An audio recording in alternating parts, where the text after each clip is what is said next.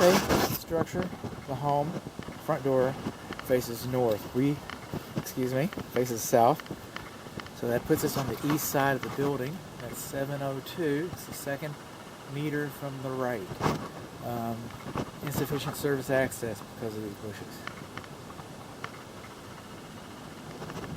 I was able to squeeze up there. I saw there's 125 amps.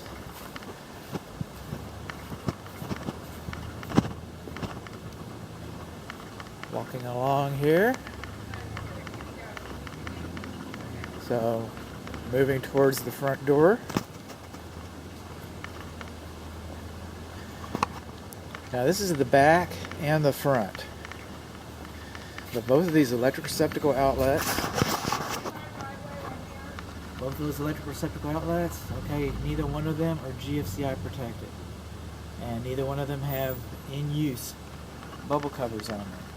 So, like if you're plugging in Christmas lights or something like that, then the cover would stay open and then rain could still get in. When this home was built, that was sufficient. But we do it better now.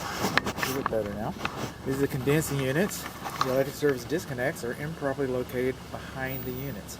They should be sealed on 3 sides so that moisture doesn't get into the walls. And they do not fit properly. The covers on top of them, they don't fit properly. And in another video, you're going to see some water damage inside of those boxes that was because of that. Moving on along.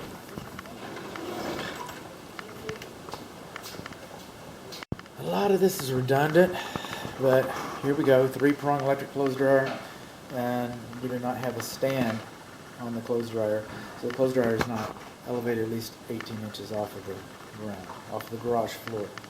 The lowest point, by the way, the lowest point of the garage floor, but the floor are all the same. So we're inside of the garage. This is the load center. Okay, it's not the main disconnect because that's out by the meter. So in essence, this is a sub panel, but as far as we're concerned, it's the load center. This is where all the action has for your house. This is where you go. So you're not supposed to have more than an 1/18 of an inch gap between the cabinet and the walls. You're not supposed to have debris, especially combustible debris, inside of the cabinet. You're not supposed to have paint inside the cabinet. Well, the paint got on this, and it's not on these. You think that was pretty consistent all the way through? I do. That may, of course this home's old enough now, but from day one, the manufacturer wouldn't have stood behind this. It wasn't warrantable from the day it was installed. Okay, these are neutrals. Over here. Excuse me, these are grounds. And these are neutrals. You can double lug grounds, 2 wires, but you can't. I can't say you can't because they sure didn't they? You shouldn't. No. Neutrals, these white wires, are not supposed to be double lugged. 1 wire, 1 screw.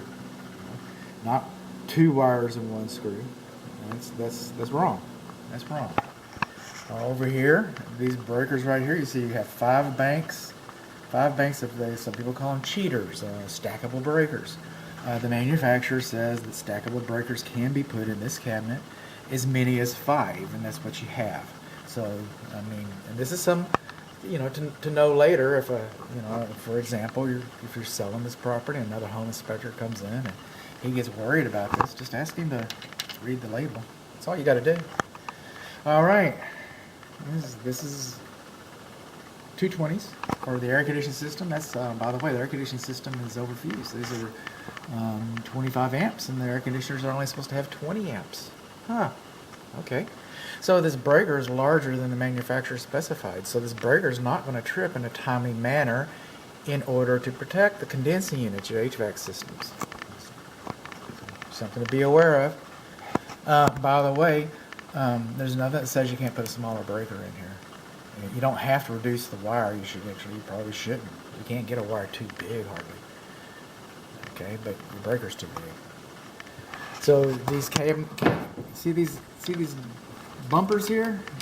That's called a guide, a clue. The wires are not supposed to extend out farther than these guys. That's why they're there. They're not supposed to come out here and touch the panel cover. They're just not. Okay. Now, it takes 220, 120, 120, 240, call it 230, to operate a condensing unit and your oven and other appliances. So these white wires are hot. And because they're hot, they should be wrapped with black tape. If you don't know that this wire is hot, you don't belong in this cabinet. I get that. But the white wire should be wrapped. This is called bundling. Bundling. Alright, skin effect and all that. See, we have these large knockouts. That's for L1 and L2. That's for L1 and L2 to come in. I didn't even need one that big right there. L1 and L2. And they put them around because they don't know, the box is in the store, and they bring it out here, and they can put L1 and L2 where they want. And it's hard to see because of all the stuff in here. You see these smaller ones? That's for these cables. You're not supposed to have more than, 3? No more than 3 coming in at a time. You see that? That's called bundling. It's very common, and I hate discounting my work. I hate discounting my work. But it's probably not going to get fixed. My house isn't for sale, I get that, but you're going to see it in that unit over there, you're going to see it in that unit over there, you're going to see it in just about every home between my house and this place. So I would never dissuade my client from seeking perfection, but that might not be the hill that you die on. You can get these wrapped in black tape, get this cleaned up, maybe even replaced, get the whole cabinet replaced. They replace it, they're probably going to come back and do that. You can get these neutrals separated. So what have we learned?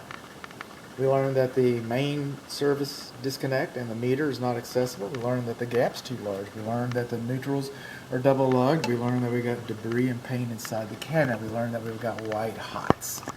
We learned that we have bundling. There's another thing that we haven't learned yet. I don't think so, but anyway. If this cabinet was installed today, which of course we know it wasn't, you'd have rubber protectors on these too. And they come with it when it's new, but they didn't come with this one because they weren't required back then. So, I mentioned the gap? I think I did. Okay, well, let's keep going. Let's keep going. Not supposed to be hand labeled. Not supposed to be hand labeled. It's supposed to be printed. It's supposed to be printed. I didn't make that up. I didn't make that up.